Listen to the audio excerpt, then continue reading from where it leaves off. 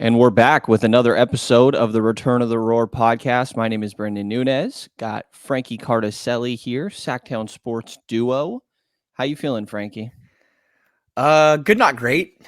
Good, not great. It's been and I was talking to you just a second ago about how you were going through some moves. You were making a move this weekend. You're moving to Roseville, just up down the road a little bit, and you missed a good weekend. If you had to take a little time away and step away from your, let me say, great Kings coverage first and foremost. I'm not just saying that because we're coworkers, but if you had to take a step back for a minute, this was a good time to take a little step back. And I think a lot of us this morning after the Kings lose by, I think, what was it? Did it end up being a 25-point loss last night? Yeah, 25-point loss. 97-122. I think we're all kind of taking a step back right now and taking a breath and kind of seeing where things are. But how are you doing right now, my friend? Yeah, I'm doing okay. Like you said, I was very caught up in the move this weekend. That made me miss the Friday game. No, Saturday game live, but caught up later. Already knowing the outcome going into that game, it was a pretty depressing watch, not going to lie.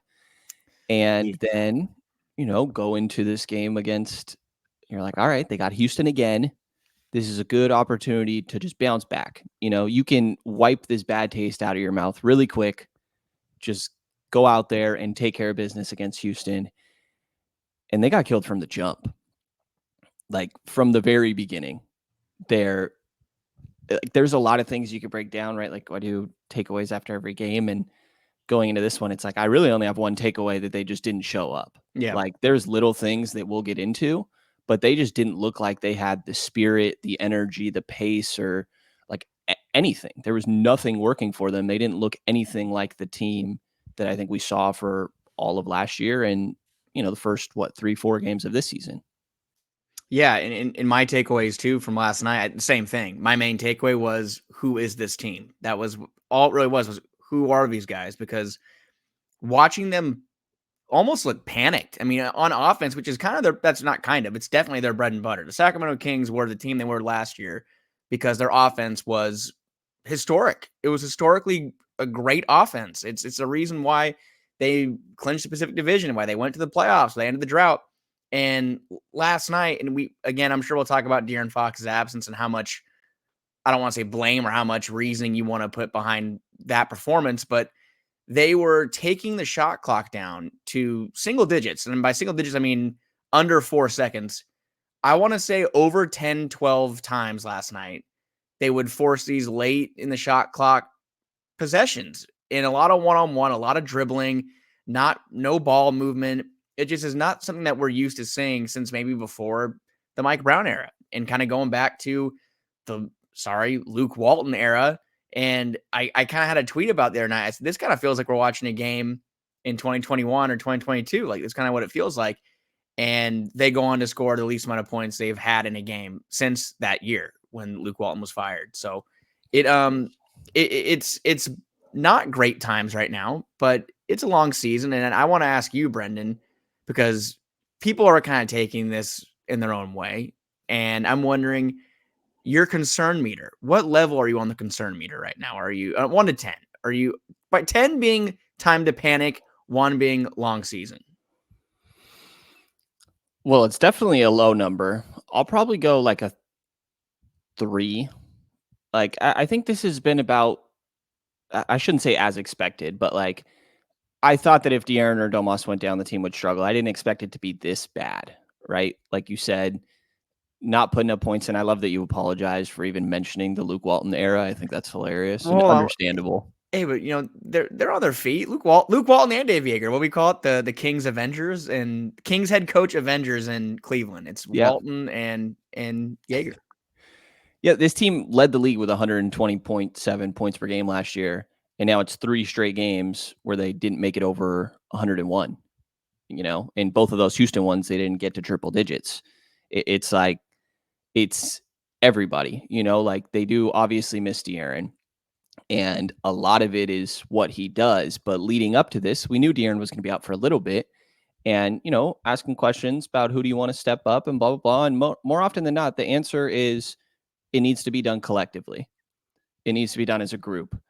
And they all looked worse.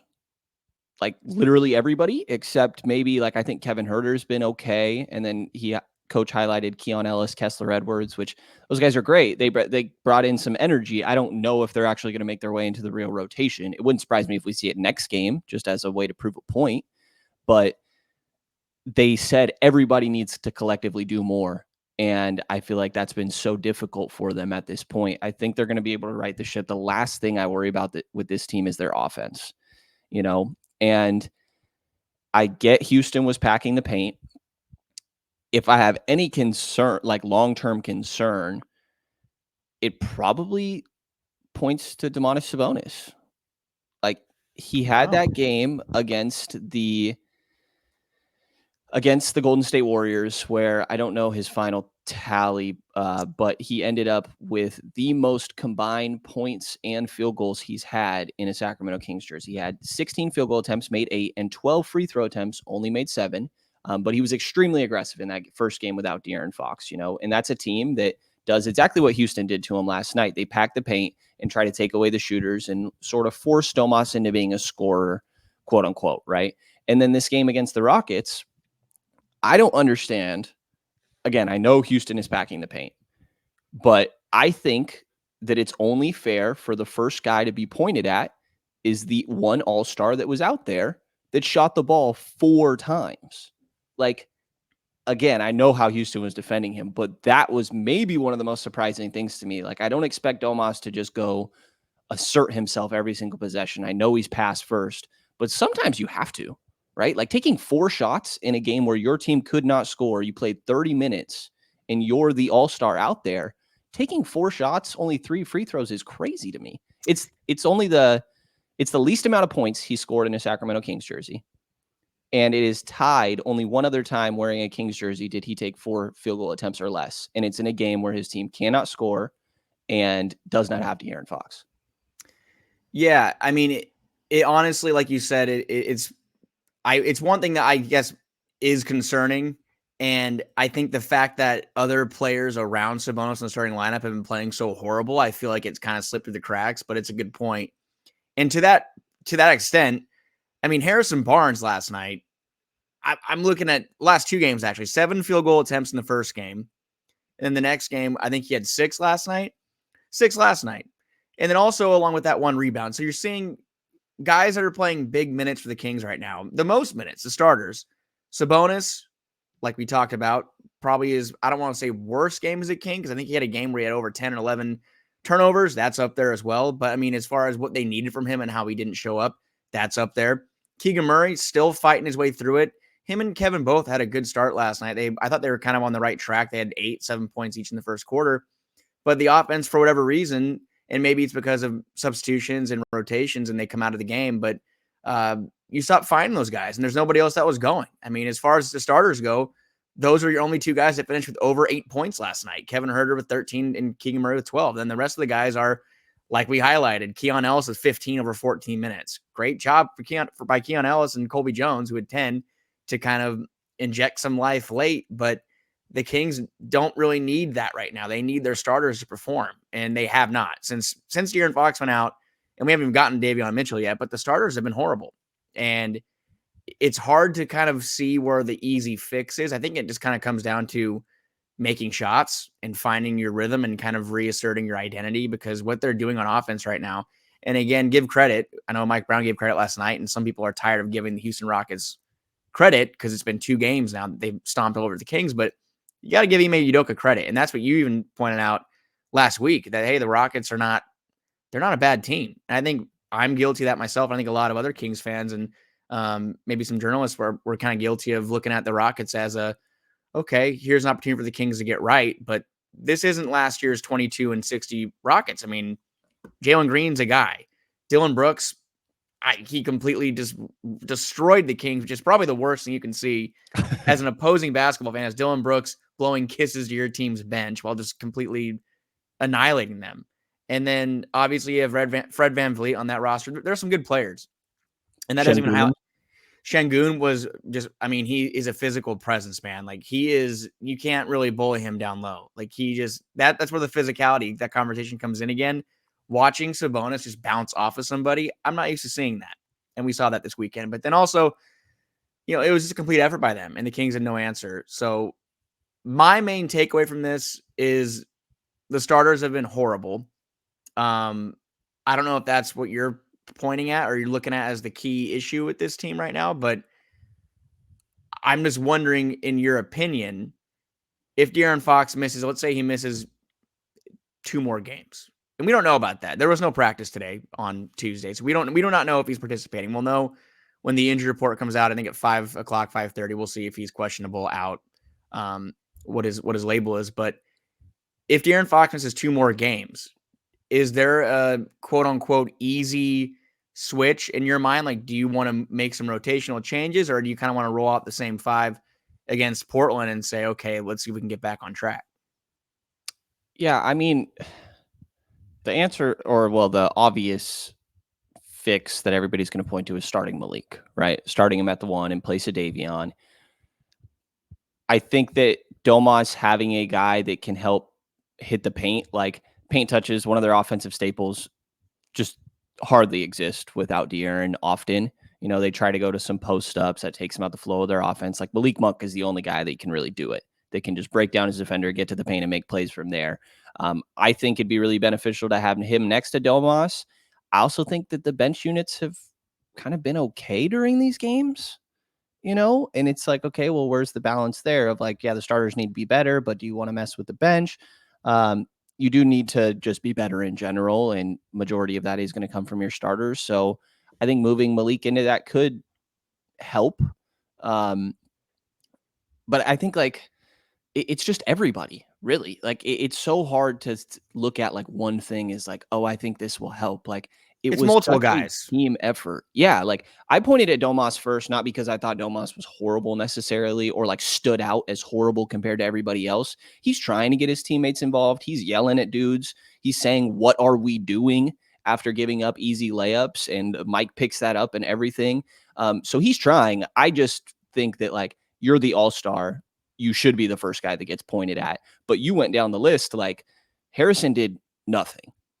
Nothing in that He's not even game. taking field goal attempts. I mean, No, like usually you get it 1 quarter, right? Where you're like, okay, Harrison scored 12. He had like 4 or 5 free throw attempts. He kind of controlled the pace. Just like one of the big things De'Aaron is good at is that like if the other team is going on a run, let me just take matters in my own hands real quick, get a couple buckets, slow everything down, try to control the momentum or not let it get out of hands. I think Harrison is good at that at times too. And that just didn't happen. Like Davion not hitting shots. Keegan Murray, I think there is like some optimism in these Keegan Murray games because I thought there were a lot of moments that I thought he created space, but then just didn't take it. He just did another move. And I think that going back in film, like he's going to continue to develop as a guy that takes more shots. to not be as passive, Yes, right? Because yes. he is still hesitating. Yeah, and he hasn't been good. Like you can go down the line. Sasha has not been hitting shots in Houston. JaVale has actually been pretty solid offensively. He's fouling a lot, especially in that last Houston game, 4 fouls in 10 minutes and 2 turnovers also in those 10 minutes. That's Like that's the thing. Do you have it in front of you? How many turnovers has he had over this 3-game span?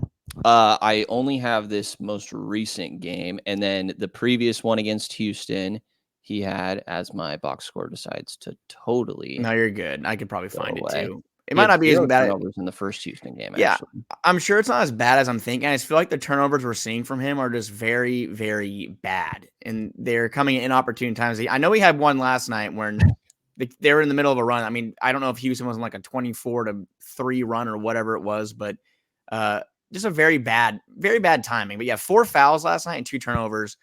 I like the 10 points and I like the field goal efficiency. I mean, he's been very good near the rim this season. I mean, he's shooting 64% from the field. But it was the one where he ran somebody over, right? As they were going in transition. He just totally ran somebody over for no reason. It made no, and like you said, the timing of it was really like, honestly, that one made me laugh. There was a lot of moments last night where it's like, you just kind of have to laugh because there's nothing that's going your way. Yeah. I mean, from the Kings' perspective, Chris Duarte has looked lost on offense. Bad. I think he looks interesting defensively, but he fouls a good bit. And that makes things hard for all these other playmakers, like at some point shots are just going to go down. But I actually kind of thought in that Houston game, the second Houston game, that especially in the first half, they made a lot of like tough shots. You mentioned those late shot clock attempts, and you're right. There was a lot of those.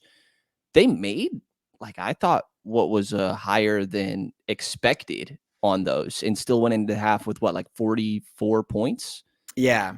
Yeah. A It- couple of them were crazy. Like, I think HB had a crazy yeah, fadeaway at the shot clock buzzer. Even like Malik, they waved it off, but he had a crazy. Kevin hit one from really deep, Yeah, like they're getting lucky on. Not, I don't want to say lucky, but they're just not the shots you want. and like, so yes, I think Malik is the guy that can replicate what they're missing from not having De'Aaron the most, right? But does putting him in the starting lineup fix everything? I don't really know. At this point, I'm down to try it from Sacramento's perspective. I also am not going to think they're ridiculous for not trying it necessarily, because there is something to this McGee Monk pick and roll that gives you some offensive juice off the bench, and these other starters should be able to do more than what we've seen. Like in that game against Houston, they had a good shot. Last year, when they played without Fox, their offense wasn't great, right? Offensive rating with Fox 119.9, right? This is last season.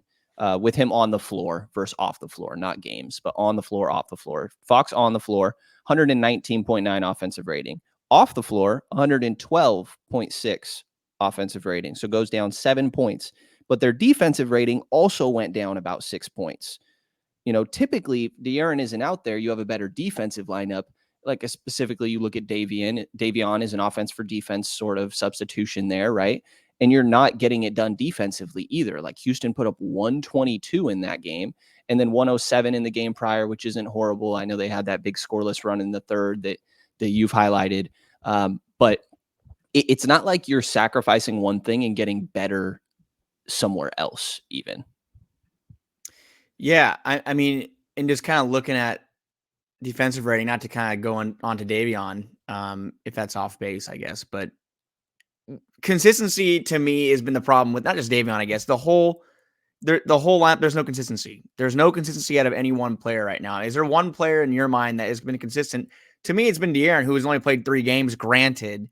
But Yeah. as far as consistency goes, I don't know. I mean, Malik, I guess we could say, if I had to say one, and he's not even had a great stretch, or he hasn't been that consistent. But out of everybody, JaVale maybe has been oh, consistent, but not Brenden, consistent in the right you way. almost He's cursed last week about consistently doing, I know, but he's consistently doing the what he crazy does. plays and the good things. Yes. He's Like he's consistent. been the same chaotic self every game, is all He's I say. consistently being JaVale McGee. Yes, exactly. That's all. Consistently. I kind of want to talk about Davion for a minute. I don't know if this is the right time to go to it, but when we talk about consistency, I mean, Davion Mitchell is that we're at the point now, we're in year 3. It has been 6 games. I'm going to go ahead and make that disclaimer. But we've yet to really see a steady dose of consistency from him on. I mean, we know what he brings on defense. His on-ball defense is so valuable. He's one of the better on-ball defenders in the NBA. He's great at taking charges. That remains consistent. But the Kings need more than that. When De'Aaron Fox, who is one of the most dynamic scorers in the NBA today, the quickest player in the NBA, he is the engine that makes his team go. When he's out, the drop-off just can't be this significant. And I'm not looking for 15 points per game on 40% shooting and 5 assists. I'm not looking for that.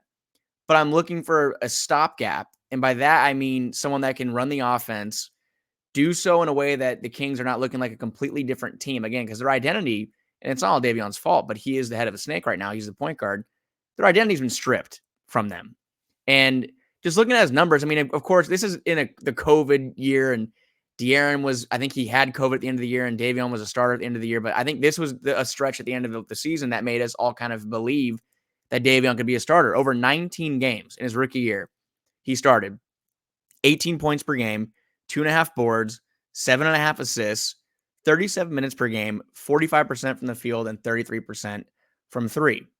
20 games is a pretty good dose. Last year, just 9 games, 9 points per game, 4 assists, 44% from the field, 29 from 3. Pretty significant drop off. And now this year we're looking at lows across the board in 3 starts, 8.5 points, 2 rebounds, 3 assists, 36% from the field, 32% from 3, and his minutes are down to 26. So what we're seeing here is he's playing less and less in these opportunities. He used to be a high volume, better results guy. And for a year and change now, and including the playoffs where he was, I hate to say it, but he was unplayable in those and last couple of games. And maybe there's an argument for he should have been thrown at Steph Curry as a prayer because the guy was going for 50. But do you think there's a chance we still see Davion Mitchell kind of grow into a player that the Kings are going to want to have around for longer than the end of his rookie scale contract? Because, I mean, when you see guys like Colby Jones come on the scene and do what he does and seeing how confident he looks with the basketball and he can shoot, and the defensive versatility is still there, maybe not to the extent of Davion, but he can play defense and he can play offense. I mean, is the writing on the wall, or do you think that it's too early to tell and the season has to unfold a little longer? I'll start by saying that, De'Aaron is 25, Davion is 25. And I've been saying a couple times that, I still think De'Aaron can get better. I've been treating 25 as actually De'Aaron's still pretty young. And I think that Is that because you're 25? Same aspect. Sure. Yeah, that's why. I'm 26 now, Franklin. Okay, oh, sorry. Sorry, Grandpa. Grandpa shaved his beard. He looks a little younger now. True. But I like Davion can absolutely still get better. He's going into his third year.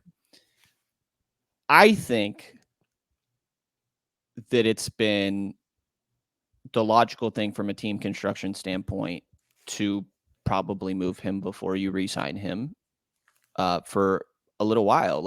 I think a part of the difference in those numbers also, by the way, is that his first year was so much of a different offense, just running pick and roll a lot with Rashawn Holmes, really just running a lot of pick and roll, which I don't know that he's even necessarily good enough at that to warrant a lot of those touches, but I do think it is kinder to him than this free flowing offense that Sacramento runs. That's very based on quick decisions. And he's just not the quickest decision maker offensively, which is kind of funny because he really is defensively. Right. But it depends what this guy's going to make when we eventually reach restricted free agency. And I just don't think that it's worth Sacramento spending some money on a backup point guard that might not fit necessarily really in their identity. And that's not necessarily fully Davion's fault. We saw his minutes dip a lot when Coach Brown came in because, again, I don't think the scheme is the kindest to him. And you have a star point guard. It's the same way that the Kings are not spending much money on a backup center because they are allocating so much money and minutes every game to their starting center. So I kind of thought that the writing was probably on the wall at some point, that he's going to be more valuable to a different organization than to your own, therefore making him a pretty good trade candidate in my mind. And if Kobe emerges as a okay backup, then that makes you feel that much more comfortable. Yeah, I agree. I mean, and when you're looking at where this Kings team is, and I think we talked about before, but they're on the clock right now. I mean, they have a 3-year window to, in my opinion here. I mean, I think De'Aaron Fox is going to be a King for a long time. That's my own personal opinion, just a feel. But 3 years left on his contract. Mike Brown, I believe, is 3 years left. Kevin Huerter, Harrison Barnes. So they have all these guys that are aligned in this window. Monty McNair. And granted, and also father time as well. I mean, De'Aaron Fox will be 28, 29 at the end of his contract. Sabonis will be in his 30s. Speedy guards like De'Aaron don't have the longest shelf life. Yeah, you have to wonder, can he turn into a Mike? I think Mike Conley's been the comp forever. Can he literally become a Mike Conley and become a 3-point shooter and a mid-range guy and a better defender? I mean, can he be a Mike Conley? That's a conversation for down the line. But to that point, you need to kind of maximize this window. And when you look at that window, what guys are going to get you there? Because the Kings have a superstar in De'Aaron Fox in the making, I believe. Domantas Sabonis is a good number 2, number 3, but probably number 3 in court. If the Kings want to go to, the NBA Finals, that's been the longest. I think a big conversation is, can Sabonis be your number 2 and go to the Finals? I don't know. Maybe not. I think they probably need another 2-3 guy leaning towards 2, and you got to make a move to make that happen. So you have Kevin Huerter, Harrison Barnes, Davion Mitchell. I feel like Davion's the most likely name to be floated in that scenario, but I'm wondering, the more that he plays in these situations and the worse that he looks, is that going to make his stock take a dip, or is it kind of just a NBA executives and teams know who he is? He's a guy that can play good defense, and maybe you get a couple threes out of him here and there. But are you worried at all about his stock being hurt while he's going through this again? Yeah, potentially. Yeah, to an extent. I think that some teams could talk themselves into, him playing a different type of basketball. Maybe will suit him better. Or I honestly thought previously, obviously these last games have not fit that. And I guess to your point of potentially dropping his stock, I thought previously he did better in more minutes, that he was a rhythm guy Definitely. that did better when he was out there more. And obviously has not been the case. Like last night's game, he's giving up the ball and doing the most like basic jog to his spot on the floor. And it's like, gosh, I just know that pisses Mike off. Like he's constantly, and in that post game, he was talking about their pace, not just in the full court, but in the half court, sprinting through your actions, something that I always thought Kevin Herter has been really good at. Like he's just jogging through it. Yeah. And it's like, God, that's not Davion, dude. Like there was such a weird energy around it last night, and Davion was definitely a part of that. I mean, it can't be helping his stock around the league, right? Is there any point, and I, don't want to like, they got their butt kicked by Houston twice, and I don't want to get on here and talk about, okay, what trades can you make right away necessarily, like a bunch of them necessarily, but if you actually had a guy that was a number 3 right now, how much easier would this have been? Like, I know that Keegan Murray, this is going to be a process. Yeah. But I think that's something that I think it's the most outspoken I've seen. I think it's second baby draft, our friend Tim Maxwell, that this was a concern in the offseason even. And I think we all did kind of feel that way for a minute, and maybe some, like myself included, kind of thought, okay, they went with the color in, outside the edges. They kind of went in with that route. They kept Harrison Barnes, which is fine, because I don't know if it was realistic to really upgrade that position in free agency. I don't know if the Kuzma situation will worked out. Maybe, maybe not. It sounds like there wasn't much of an interest anyway to begin with. But we're getting to a point now where, okay, what if this is the beginning of something? And maybe it's not. Like I said before we recorded, maybe the Kings win by 25 tomorrow night and Fox is back and we're not, we're going forward. But I think at some point there's going to be a conversation of, this is not last year's team. They're not surprising anybody.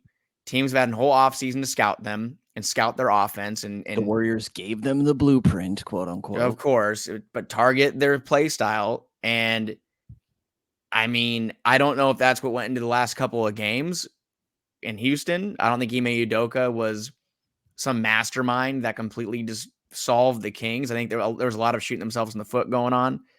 But the more the season goes on, you have to wonder, like, let's say if the Kings are, I don't want to get too much into hypotheticals after 6 games, but hypothetically, like, let's say it's Christmas and the Kings are 5 under. Then what? Is it time to hit, pull the ripcord on something and make a move? Honestly, in my mind, probably. I mean, if the Sacramento Kings are 5 games under 500, and we're about to turn the calendar to 2024. And again, this is such a hypothetical, and people are probably angry about it, but that might mean it's time to make a move. So that's what I'm telling others that are asking me how I'm feeling. Right. So I'm not going to worry about it right now. And I think you said you were a 3 on the scale. Yeah. A panic meter. I'm probably at like a 2 or 3. Like, yeah. I'll say this: if they lose to Portland in a similar fashion, like if De'Aaron Fox does not play tomorrow and the Kings lose by, I mean, they shouldn't lose at all, in my opinion. I think I said last week I was being greedy and said 3-1 over the next 4. That was my ask. But if they don't compete tomorrow, I'm looking for a basketball game. I haven't watched a basketball game since Golden State. I don't know what we've been watching. We've been watching something different, but I'm looking for a competitive basketball game with structure, with flow, an actual rhythm on offense, because there hasn't been that to this point. But just to kind of go back to what's going wrong, I mean, the shooters, I think Kevin Herter says it best. And I think a lot of shooters have said it too. You just got to keep shooting. Is that kind of what the way you're looking at Keegan and Kevin and those guys? Is like, they just got to keep shooting. Yeah, I think those shots will go down. Like, I'm not necessarily worried about the 3-point shooting. I think that they need to hit the paint a little bit more, right? And that will help make some of those spray threes easier. Like you look at point paints through these 6 games, right? First 3 with De'Aaron, 48, 54, 56. One of those is overtime. But the 3 most recent, 38, 42, 38. Like obviously that's something that De'Aaron is just one of the best in the league at. So you're, again, not expected to replicate that, but I think that makes things a lot easier. I kind of like have 2 different perspectives that I think, I don't know which one I lean towards, but I think it's one of these 2, right? Last year, the Kings were 2-6 at this point, but I was not really worried. Even when they started 0-4, I'm sorry, they were 2-4 through 6 games is what I mean. Same record that they're at right now. They went on to be 3-6 though. So even Yeah. like if you want a little more perspective, I guess. But those losses didn't feel that bad, right? They lost by Portland in their home opener by 7 points. Portland actually started the year really well last year. That was the game Harrison had, I think, 30-something career high. They lost to the Clippers at home by 2 points. It was a really good game. And then you lost in Golden State by 5. And then you lost to Memphis by 15, that being the worst one. But all those losses were close. Like, I will say these losses feel way worse and more concerning than those first 4 did last season. They feel more like there was a couple games last year. They went on that East Coast road trip. Mm-hmm. And I think they played New York and Philly in 2 straight games. Yeah, they got destroyed in both games. That was my highest panic meter last year, was for sure when that happened. But both those instances happened last season. They won 48 games and were 3rd in the West. You know, this team has a resilience. I don't think coach is losing the locker room or anything like that. And if that happens, that's a concern. But if, coach is going out there saying this is a learning lesson, this is an opportunity for us to hit at some adversity and keep growing from here. And I think it could either go that way, or the other side is that kind of everything that the national critics were saying that were low on the Kings is happening. Their league leading offense last year just isn't quite going down at the same rate. And that'll even back out or get closer to what it was last year, even if it doesn't reach the same number, right? But the other thought is, well, they were extremely healthy last year. How are they going to react when they have some injuries? And, we're only seeing it a little bit so far with De'Aaron, but the answer so far has been not good. Not good. And it's really been everything that the critics pointed out going into the year. But I think, there were moments like this last season and they ended just fine. So I don't know which direction it's going to go. But that's, kind of the 2, I guess, trains of thinking that I go through right now. Yeah. And just looking at the numbers too. I mean, the Kings were a top 5 shooting 3-point team last year. I mean, there's an argument, I guess, for top 10, but I think they're top 5. They're top 5 and made 3-point field goals. I think they're top 9 in 3-point field goal percentage.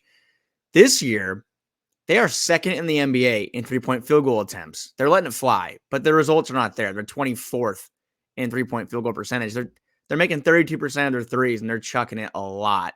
And I feel like an easy solution is, and I think we said it during the NBA playoffs last year, we kept saying it, and it just never happened. But the shots are going to fall eventually, right? I mean, maybe in a 7-game series, it's harder to kind of fall into that. But game 6 of 82, you're having a horrible start from 3. I think looking at their game logs, I mean, they've shot, I think, under 32% in 3 or 4 games this year, and of the 6. Yeah, so we're looking at a 26%, 30%, 31%, under 32% in half their games. That's just not who this team is. So when you look at the shooters this team has too, and the fact that Trey Lyles probably will come back, I'd imagine maybe tomorrow or Friday as well. Are we not talking about that enough? Trey not being available? I think that it's definitely something that should be talked about more. I don't know if it's like the whole solution, but I feel like when you look at a guy who played the role that he played last year, how important he was, and how we just haven't seen him at all. I think if you have a fully healthy Kings team with De'Aaron Fox running point and Trey Lyles being your 7th man off the bench, I think that changes things. That makes you one player deeper, and it's a pretty significant piece deeper. And the fact that the Kings haven't had him, no doubt. I mean, Sasha looked really good at the beginning of the year. Looked very good, I think, in the first 2-3 games. And now I think we're kind of starting to see, and I can't remember who said it on Twitter, but I can't remember who said it. it was one of the guys from the Kings Herald, though. I'll have to try to remember who said it, but that they're worried about when opposing defenses kind of catch on to Sasha. And while he did have a couple good looks that aren't going down, you have to wonder if it is time to have Trey Lyles when he comes back. He's going to slide in and kind of take those minutes, and maybe we see Sasha in certain situations when the Kings need offense, or there's 18 seconds left on the clock at the end of a quarter and Mike puts him in for offense, something like that. But I feel like the Kings missing Trey Lyles is definitely more noteworthy than not. I mean, wouldn't you agree? Definitely. And rotationally, there were things to figure out last season. KZ Okpala notoriously started 4 games. Coach made his adjustment, figured out what the right rotations were. And even, Rashawn Holmes was getting some run at the beginning of the year. And then they came to realize maybe that's not the best way to go about this. Like, they made adjustments as the year goes on, just as every team does. Having Trey back, I do think will be really important. We're talking about the offense not playing well, the spacing maybe not being great. I think decisiveness is something that Trey got really good at during his time with the Kings. And obviously the shooting, like that 5-out lineup would really help you offensively. And of course, everything De'Aaron does. So I think that it's really highlighting the importance of De'Aaron. But you do miss Trey in this process. It's just 6 games, though. There's so much basketball left to be played. And I'm betting on a unanimous coach of the year, to be honest, to figure it out. Oh, for sure. And like I said, it's just funny how, emotions are very fleeting in sports. I get that. But it's like more so in baseball. It's like a thing. My buddies always talk about how season's over one day and literally they play every day. So the next day you just they could win 8-0 and you're feeling like, okay, well, here they are. If the Kings come out tomorrow and they punch the Blazers in the mouth and they, shoot 40% from 3 and they hit the boards, yeah, I think we'll be feeling pretty normal again. I mean, teams go through bad stretches, and that's something I've been thinking about too, is even the best teams, they go through rough stretches at some point, unless you're the, 96 Bulls or 98 Bulls or the 2016 Warriors, who seemed like they were going to steamroll their way to the finals until, LeBron James and Kyrie Irving had something to say about it. But there were games like this last year. It's the fact that there were 2 in a row against the same team. Yeah, I'm wondering if I could pull that up right when we're sitting here and to see, and I have it right here, I guess. But let me just see like how they did in those not back-to-backs, but I guess you can call them back-to-backs or same city back-to-backs. Like that's a home one. Houston last year, I mean, they beat them twice. I mean, they beat them by 20, and then the De'Aaron Fox fouled at the buzzer situation. So they won those. Right. Portland's horrible, so they beat Portland twice. I feel like there's another one I'm not forgetting. I mean, there's some home ones, and then they split with Denver. They went to Minnesota twice. They lost one of those. They lost the first one. The second, I believe, was the OT game that Trey played back up 5 after Domas fouled out. Speaking of Trey Lyles, that game in overtime, I think he had something like 9 points. I have it right here. He had in overtime 8 points. 8 of their 15 points. He had half their points. Not quite Malik Monk scoring, I think, 11. He was like one of the third King in franchise history to score double digits in overtime. But they also played Dallas twice in a row last year. This was right after Kyrie got traded there. 114-122 loss in the first one. Second one, 133-128 win.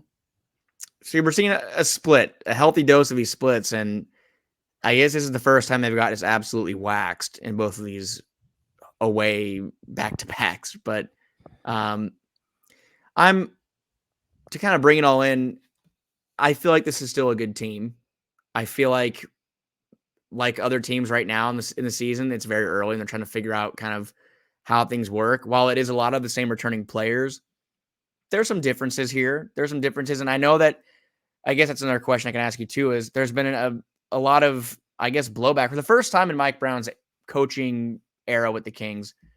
We're seeing a little bit of frustration from some fans. Some things have been saying a little frustration as far as the fact that he's putting a lot of emphasis on defenses here. As first of all, I think he should, for a team that kind of was their Achilles heel last year. They were a bottom tier team defensively, 25th in defensive rating. And Mike Brown which we can't forget, he's a defensive minded coach. I mean, he was not an offensive guy when he came here. I think he's had decent offenses, but he was a defensive coach when he was hired. And I think that was kind of the thought process behind it too, was the Kings have been so bad defensively. here comes a guy that can help fix that. Well, this year he's been outspoken about defense is going to be a priority and how he wants to be a top half defensive team. And people are upset because they think that he's taking away from the offensive focus. Do you see that? I personally, I don't. I mean, I think it's fair to put more of an emphasis on defense, but do you think that he has put so much of an emphasis on defense that offense has taken a back seat? I do not. I think some of the physicality stuff might leak over into the offense, but I don't think that the offense that was averaging 120 last year is just going to be chilling around 105 this season. Like, they're going to make shots. They're going to be fine offensively. I also think it's worth noting that a team that's the best offense in the league and a bottom 5 defense is not getting anywhere. So if it takes away from your offense a bit and then you have to eventually work through those things, but you are improving your defense in the process, then sure. I don't know that they have been improving their defense is maybe the more concerning part here. Like, there have been moments, Looks right? worse. It looks worse, I think. It does look worse at times. There's moments it looks better. They're fouling a lot, and I think the fouling will calm down. That's the thing. They're playing, and Mike has, I think you pointed that out at the last practice, was we need to learn, I think it might say last night too, we need to learn how to play defense without fouling. And right now we're just kind of saying that they can't. They can't right now. No. But this is the reigning coach of the year, dude. Like, this guy's gonna figure it out. It's well, I'm looking at this. How many times have the Sacramento Kings fired a coach too early? Oh, well, not too early, but we can't go down this road. Like, but you know what I mean? Yeah, you know what I mean? Like, we're talking about 6 games. Not you mean. I'm saying we, like, as far as I hope that does not start becoming a conversation from a bad week and a half here. Yeah, absolutely not. Mike Brown is the guy. If he cannot fix this team, I don't really know who can come in and do a better job than what he is doing. And again, the defense is one thing, but to kind of just go back real quick, ping pong to the offense for a second, as far as the emphasis not being on their record-breaking offense. This is the De'Aaron Fox effect, because in 3 games with De'Aaron Fox this year, Sacramento Kings are 2-1. They average 125.3 points per game on 46% shooting from the field and 35% from 3. In the 3 games without De'Aaron Fox, as Basketball Reference loads, they're averaging 95 points per game on 41% shooting and 31% from 3. There's a 30-point difference, Brenden. And you know how many points De'Aaron Fox is at? Do you know how many points De'Aaron Fox is averaging right now? 30. 30 on the nose. So look, it's fully warranted for people to look at this and kind of say, okay, when Fox comes back, things will be better. Sure, I think when De'Aaron Fox comes back, the Kings will be a significantly better basketball team. But the main thing for the Kings going forward, and this is not like they should, and they have to learn how to survive like games like this where De'Aaron Fox is out, or if Domantas Sabonis has to miss some time. How much will that impact their offense? I mean, I don't think it'll be to this extent as De'Aaron Fox. I think we're kind of getting that answer right now, but they have to learn how to survive without De'Aaron Fox, because the numbers, they lay it out pretty clearly that they miss him a lot. But I don't think it's fair to bank on anybody playing all 82 as much as you might want them to. I mean, just our friend Anthony Davis said he wanted to play the whole year, and then last night he shocker got a groin thing or something. Yeah, so he's might miss some time. Yeah, they definitely missed De'Aaron, and De'Aaron was balling to start the year, doing it on the defensive end too. He was throwing up like 9 threes a game, hitting them at a decent rate. He, looked like first second team all NBA guy through 3 games. Obviously, still could. He was killing it in the playoffs. Like, a lot of teams really struggle when you lose your star. De'Aaron did get his high school jersey retired, and it was funny. I just remember this, but at some point in his speech, he said something along the lines of, I appreciate everybody being here, because I'm just going to say it, Houston's a place people like to go out in. They did spend 2 nights in Houston. Houston flew? Are we saying there is all I'm saying. And it was on a weekend too. Friday night. I saw on a weekend. Friday night. Just saying, because they just really did not look locked in. The jersey retirement was like 7:00. Like, you think those guys wouldn't be able to go have a night? I mean, we're not saying they did or didn't. I'm just saying No clue. Houston, But like, the fact that he said it. This is the point where we're at. We're trying to figure out, why did these guys not look ready to play? Why are they averaging literally 94 points per game? I mean, there's got to be a solution. That's an easy hypothesis right there, an easy thing to hypothesize that, okay, they're playing through a little Houston flu. You never know. A little more of those De'Aaron numbers with him on the floor this year. I think I actually went through these already. No, you didn't. If it was your tweet, I just saw it a few minutes ago. Yeah. That was not read. Please Yeah, share it. 119.9 with him on the floor. Ironically, the exact same offensive rating with him on the floor as last season so far. But a 108.3 defensive rating plus 11.6 net rating with De'Aaron Fox on the floor this season, and a pace of 103. Without De'Aaron Fox on the floor, the offensive rating drops 19 points from 119.9 to 100.5. The defensive rating actually jumps up 8 points from 108.3 to 116.4. The net rating, Frankie, I'm not the quickest at math here. Let's see. No, me either, buddy. 27-point difference, plus 11.19 with De'Aaron, without minus 15.9. And the pace also goes down about 5 from 103.5 to 98.7. Well, that's the thing. Again, we talk about identity, and I think Davion Mitchell is pretty quick. I mean, again, he doesn't have the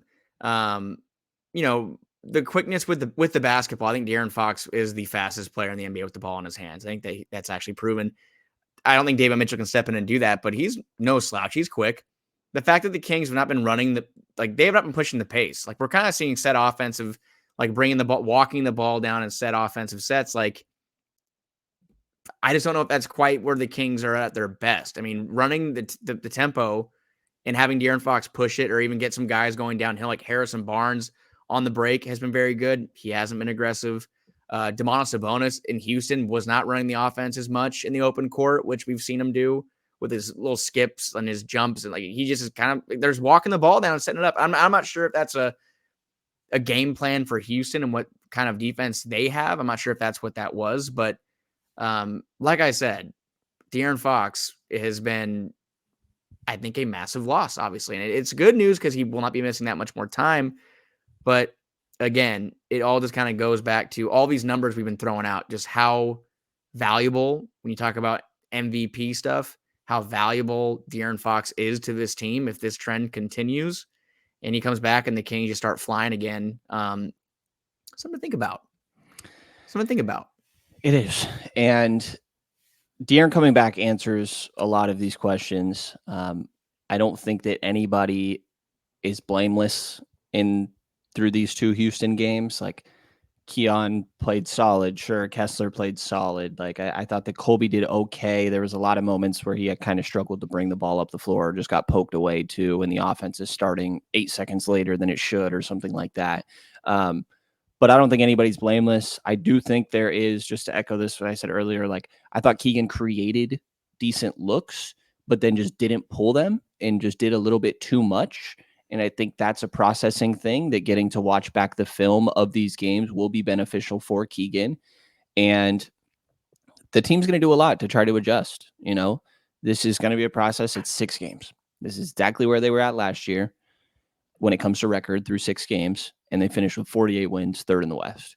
So this is going to be a process.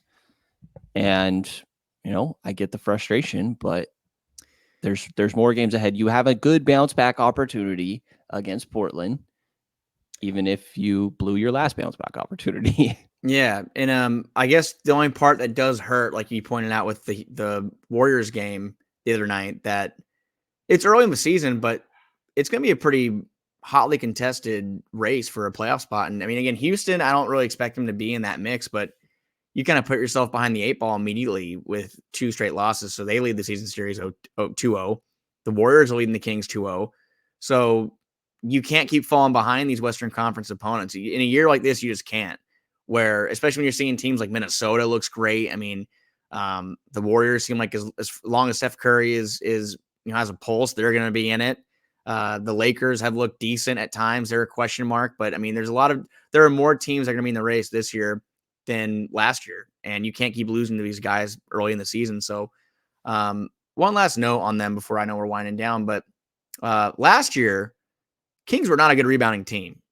And as far as things that we're carrying over this year, they are still not a good rebounding team. They are 21st in the NBA in total rebounds. They are 23rd in defensive rebounds. Again, Domantas Sabonis has been great, 13 rebounds per game. I believe he's among the league leaders.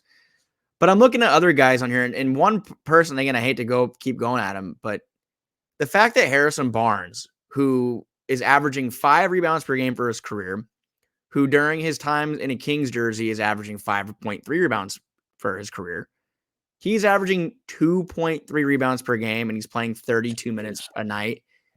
That's just unacceptable.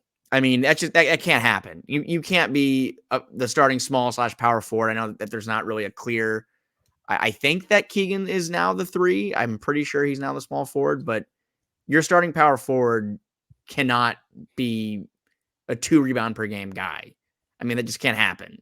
And so we keep saying 6 games, but 1 rebound last night, I almost flipped my lid. I just can't. It doesn't make sense. Like crash the boards. Yeah. Crash the boards. I agree. Kevin Huerter is, and I'll give to he that definitely point, has been. I will give Kevin Huerter some credit. Let me just pull up his last couple of games before we get out of here. But Kevin Huerter on the season, 6 games, I know, but 5 rebounds per game. You love to see it. He's been trying to find a way to make an impact because he's shooting 32% from the field and 24 from 3. But his last couple of games here, 5 rebounds, down to 2, then 7, 9, 4, and 4. So, hey, he's trying to make an impact where he can, but the shots need to fall. I get that. But Kings need to rebound better. They can't make the playoffs again or be a team in the hunt if they're 24th, 25th in rebounding and in defense. It's just not going to happen.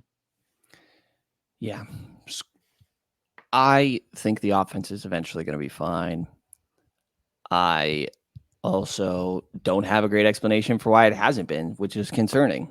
They need a slump buster kind of a game. They need a game where they come out and just pour on 135 and they shoot, 25 of 52 from 3. Like, they're not 25, that'd be crazy, but 20 of, have a great night from 3. And they just they haven't really had it yet. So they're due. That's, I guess, the thing we can just say. They're due.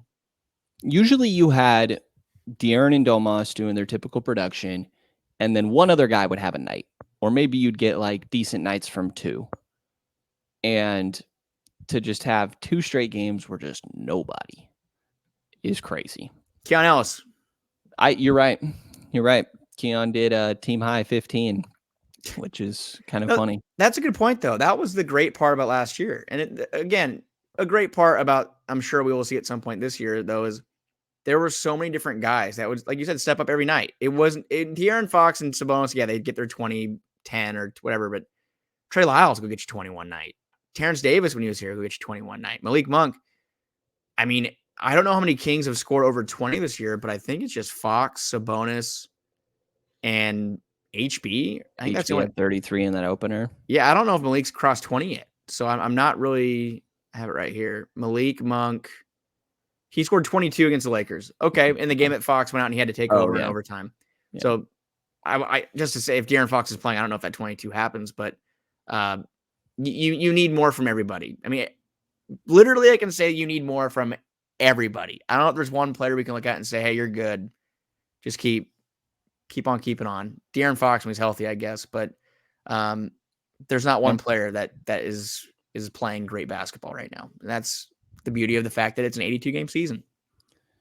And they're not a trash team. I'm still convinced they are not a trash The Kings? team. Yes. No, I know. And I know you're not saying that. I'm just saying in general, like some reactions are getting to the point of like, oh my gosh, this team sucks. And I think that there might be some people, understandably getting a little triggered from years prior, from a decade and a half prior. Oh yeah. So I get it, but like this team is still competitive. It's still good. We're just trying to figure out what tier of good to great team to be in. Well, again, those are Mike's words, not yours. I mean, Mike Brown said that's the goal. How can this team become great? He said it in The Athletic. Mm-hmm. He said, I think on All the Smoke, but he's been saying it a lot. They've been preaching a lot of the same things. They want to be better defensively, and they don't want to be a flash in the pan. They don't want to be good. They want to be great. And you got to go through some growing pains, and they're going through it, pretty front and center right now. Yeah, and coach just kept talking about how, he's like, as weird as this sounds, like adversity is a good thing. And, I get it. It's learning lessons. It is until it's not adversity anymore. So that's true. You got to make this you have to make this adversity. You can't make this a part of who you are. That's the main thing. That's a good way to put it for sure. Can we close with something that in my mind is fun? Some people might find it again triggering, I guess. Okay. But in the spirit of that last game, what comes to your mind as previous games you've watched in years prior that had like a feeling like that? Like the Boston games do it for me. Like what? Like watching, like when they highlight? go to Boston, they always get just destroyed. And there was that one game where Tyrese's last year, they lost by like 55. I think there's a screenshot of them being down 60. They were down by 60. And I think that was the game where TD got hurt, and that's right. It was a bad night. I think that was coming down the stretch on the trade too. They were about to make that trade. But that was, because Tyrese had the whole post-game thing of, I will not let the spirit of the Sacramento Kings infect me in this organization and blah, blah, blah. And that's right. We're going to turn it around and I'm going to be here for it. Later. Honestly, I do admire that. He really just did buy in. I admire it, but yeah, that's tough to listen to now, especially now that he's like people are comparing him to Steve Nash today, saying he's like a better Steve Nash. Maybe we'll see. Again, very early in his career too, but I think he's great. But no, it's funny. I honestly might have manifested this in a bad way. I was watching, funny enough, Tyrese Halliburton. I was watching some highlights of Fox and Halliburton, like games that they both like played well in. Just kind of reminisce a little bit, just kind of see how they played off each other. And one of the games they were down by, I think, like 25 in the first half. I can't remember who they were playing against. It might have been, it was a home game. I'll have to remember it, but. I showed my girlfriend, remember these days when we had just watched them just get completely just destroyed every night. And last night she was making dinner and she like called over what's the score? I'm like, oh, they're down by 27. You're like, yeah, did it feel familiar? Oh yeah, it feels this is my, I think, like when I was part-time, I was writing recaps too, and like 2019, 2020, or maybe even a year before, they would just get killed so often. And I would just be writing my recap in like the third quarter, like the beginning of the third quarter. I'd just be getting my stuff down. And last night was more like a event. Like if anyone wants to read it, you can go look at mine and Brendan's work on sactownsports.com. But it was more of an event.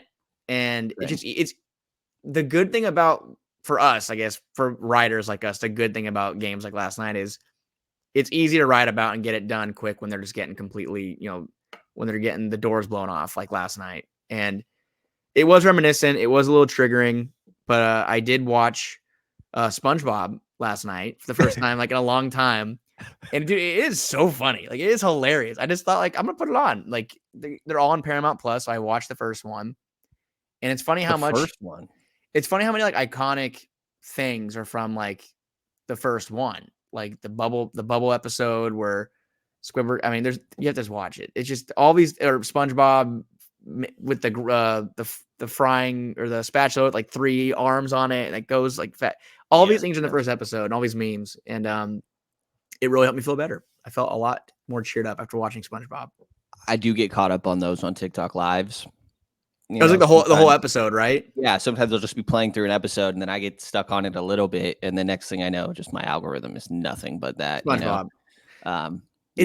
It's funny though, because like I haven't watched them in a long time, and it's not like kid humor. It's not like, oh, this is for 6-7-year-old. No, this is like, it's just funny for everybody, if I think. But then I know there are some kids like down the street like weren't allowed to watch SpongeBob, and like those kids were weird. Jeez, those kids were weird. Were you able to watch SpongeBob when you were a kid? Yeah, for sure. I was watching SpongeBob, and I watched Fairly Odd Parents every day before elementary school. Yes, Fairly Odd Parents. Drake and Josh. Yeah, I watched Drake and Josh. All that might have been a little before your time, but I watched all that. we're like 4 years apart, but Not still, before my time. I know, but Relax. well, I'm like 4 years apart, but I I didn't watched all really that. watch it, to be fair, but Yeah, I don't know. I watched the classics, Rocket Power, you know, yeah, yeah. the hits. And then just a lot of bad Sacramento Kings games.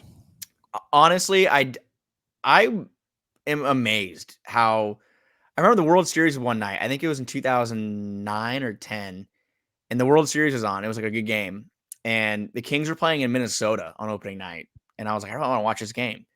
And they were down by, again, like 30 points in the first half. And my friends were just like, dude, you are a sad person. And I remember I was like 14 or I was like, dude, you're sad. And yeah, I was a sicko forever. I mean, you're a sicko too. You're a basketball. I'm sure you watched a lot of sick games over the years. Yeah, a decent bit. Hopefully the Kings don't have too many more this year. I think this will be a learning lesson. It happening 2 games in a row is concerning. We laid it out. You have an opportunity Wednesday night against Portland. Right the ship. And then you got the, by the way, in-season tournament game against OKC, which can I just add that I love that Steph Curry is like, I don't know if he's pretending, but like is getting hyped about this. Like they won their first in-season tournament game. And he said something along the lines of like 1 step closer to Vegas. And he's like screaming it, running Oh, out the tunnel. And then he tweeted about it, or he put out an Instagram post about it. It said 1 step closer to Vegas. And I'm like, man, I would love if guys bought into this because I think it could be fun. As it's actually here, it does excite me, I will admit.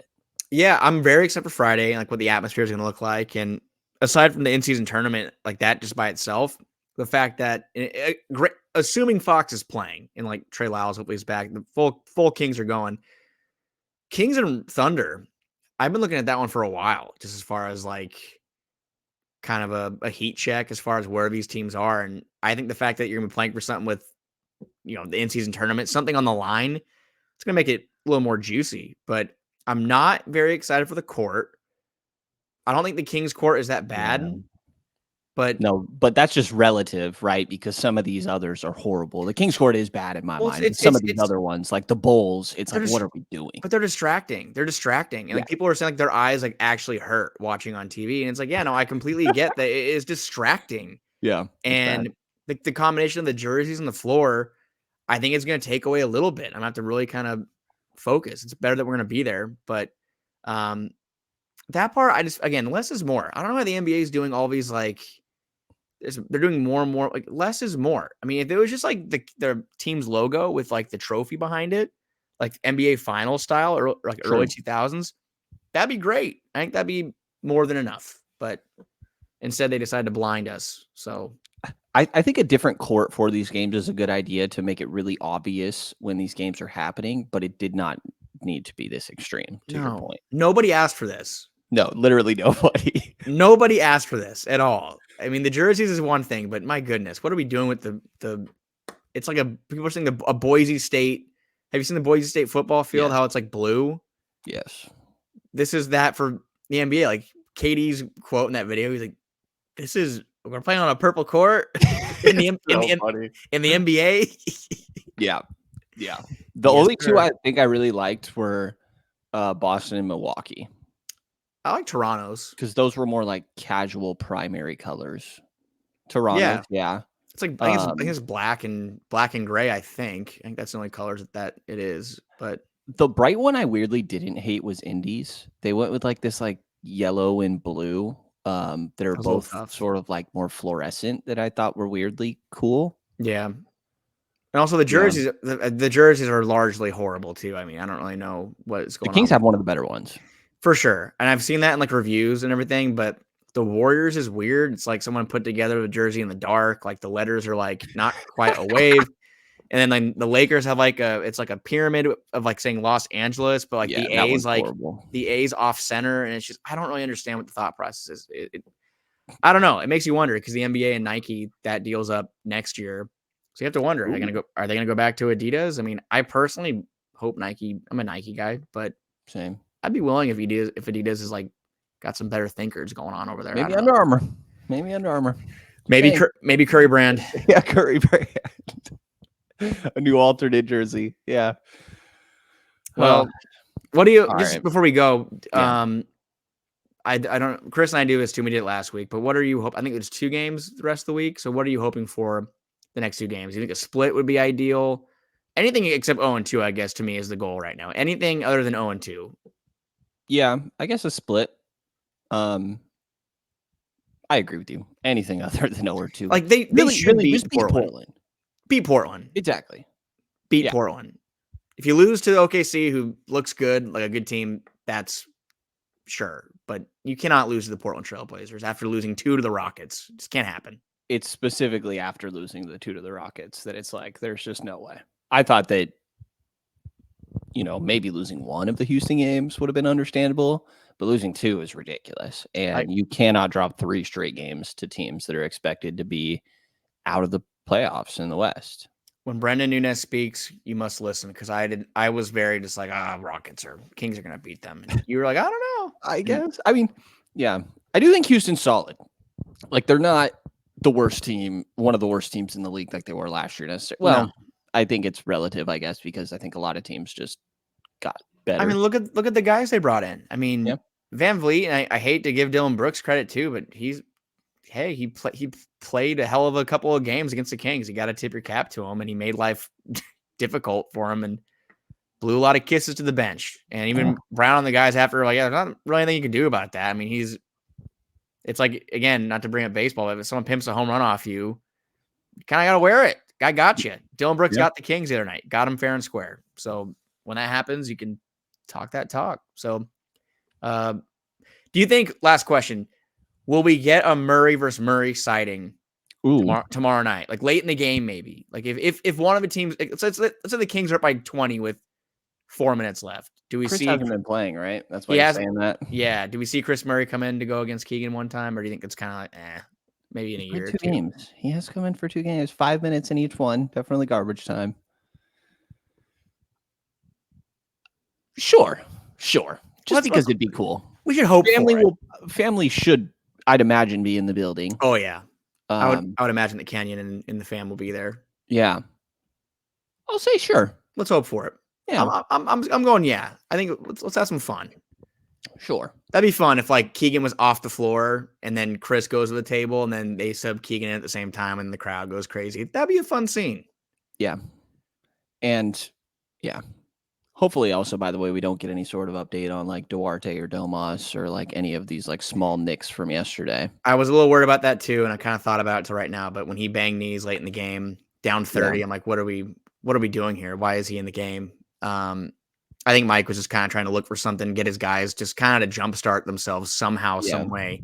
Keegan and Domas were in late. I'd imagine he's okay, but again, it's 1:20. By the time people hear this, it'll probably be close to when the injury reports come out. So Stay tuned to Twitter for those updates, but we'll get those up for it. But should get updates for sure on Fox and Lyles how they're doing. So coming up this evening, we will see. And we will see how they bounce back, the Kings, from these 3 straight losses, 2 in a row in Houston. See when De'Aaron Fox, Trey Lyles are going to return.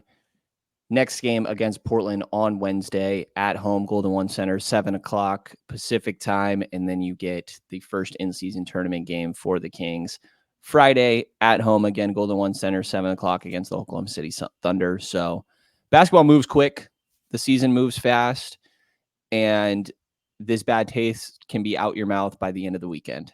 If you take care of business. So, by tomorrow night, honestly. Yeah. If they came out and just really smacked them around. Just take care of business. Yeah. So we will see. And Frank and I and all the other people at Sactown Sports are going to keep up our coverage in the process. Check that out at SactownSports.com. And what is it? Sactown Sports 1140 for YouTube and socials as well. So take a look for content there, and that's going to do it for the Return of the Roar podcast. So appreciate everybody listening. Be sure to subscribe and like on all platforms. Helps more than you guys realize and keeps you in touch for when we put out another one here in the next couple of days. So appreciate everybody and talk to you later.